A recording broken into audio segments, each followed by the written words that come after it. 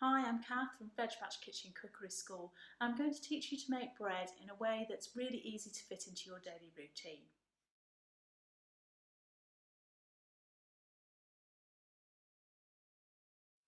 So in my bowl I have 500 grams of strong white flour, 10 grams of fine sea salt and 5 grams of Easy Bake or instant yeast, and you could just as easily use a whole sachet of the Easy Bake.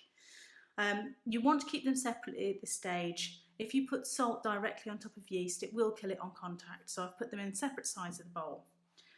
Okay, so I'm going to measure in about 300 grams of water, and then we're going to splash in from there so that you get a feel for the dough. It's really important as a baker that you get to know how your dough feels, and also each bag of flour can actually absorb water differently, even if it's the same brand. So this is a really good way of learning how to handle dough when you're doing the mixing.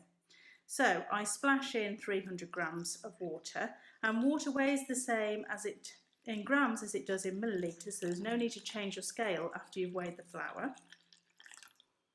Okay, take the scales away, and then using your fingers spread like this, you just start to mix the water and the flour together. Now this is going to be dry at first, and we're going to need to splash in more water, but I just like to do this without measuring, okay, just so that I can get a feel for how the dough is mixing.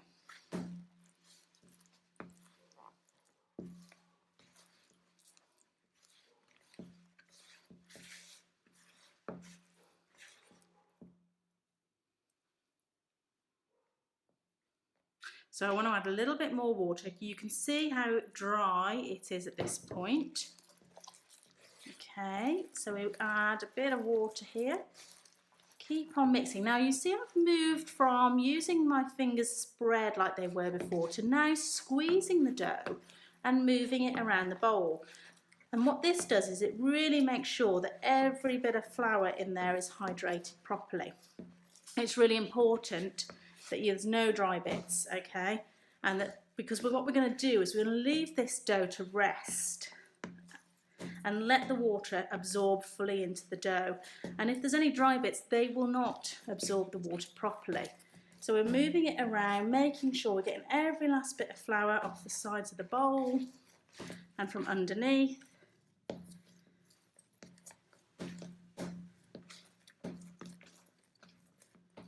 And there you go. It's a lovely mixed dough.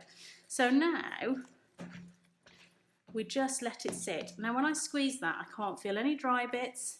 It feels smooth, although it doesn't look smooth yet, but there's certainly no dry bits in there.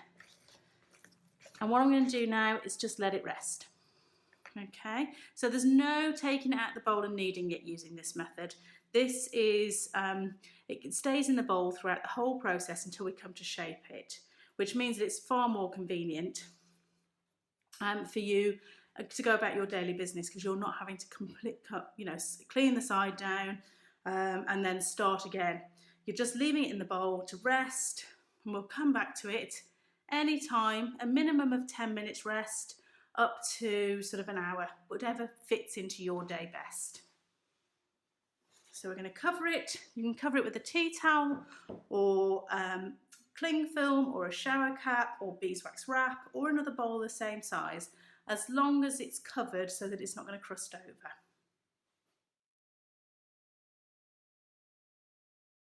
Okay, so it's been about 20 minutes since we mixed this dough. You can see it's still looking very shaggy at this point. So let's do the first stretch and fold, and by doing that, all you do is take the bit that's furthest away from you, stretch it up and fold it over. Now you can see, hopefully, that the consistency of this dough is very stretchy at the moment. I can really pull it out of the bowl, and that means an extensible dough. Can you see it's had 20 minutes, so it's starting to develop gluten already all by itself, but that is quite weak gluten, so you can see you can easily tear it apart. But it really will extend out of the bowl, and a good wheat dough requires a good balance between a dough that's extensible, i.e. that it'll really stretch up out of the bowl, and that's elastic in that it will ping back.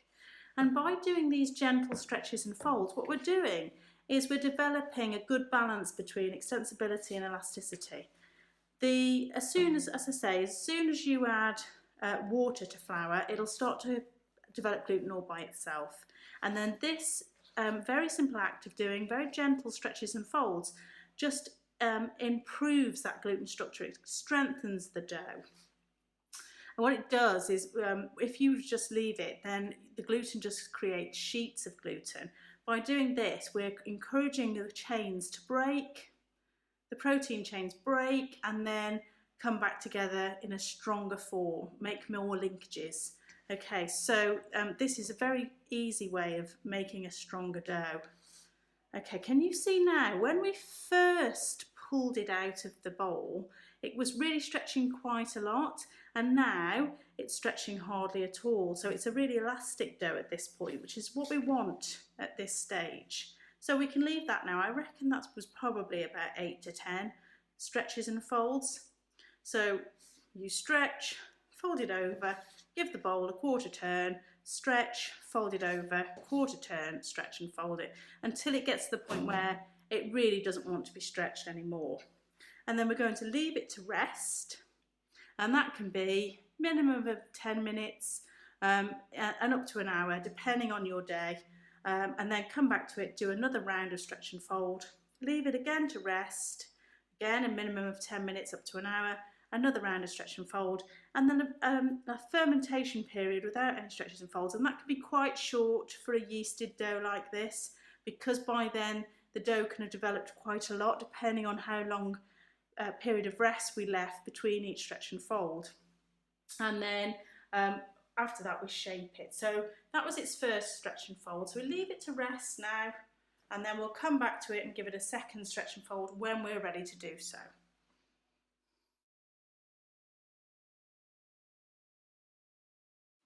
Okay, so it's been about 20 minutes since the first set of stretch and fold. So we can come back to it now and give it its second set. Okay, so at this point you can see it's quite stretchy out the bowl. Should we have a look, see if we can get a Windowpane? We can stretch it quite thinly before it breaks. So yeah, gluten development is going well, but it needs a little bit more.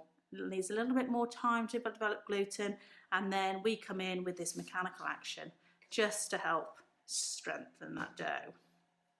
So the bit furthest away, fold it over, quarter turn, half of the dough that's furthest away, stretch and fold it over. And that's number 4, and I can really feel the dough resisting me now. So if I try and pull it, it really is saying that's enough, thank you. Okay, so that's it. That's all it needs for this second round of stretch and fold. And then we cover it up and we leave it again. So you can see that it really does help fit into your day, because it's very minimal effort, and whenever you're ready to come back to it, you can just give it that little bit of a stretch and fold and then leave it on the kitchen side again.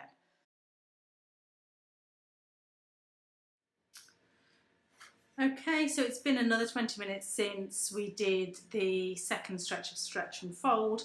You can see it's relaxed down a little bit. There's some nice air bubbles.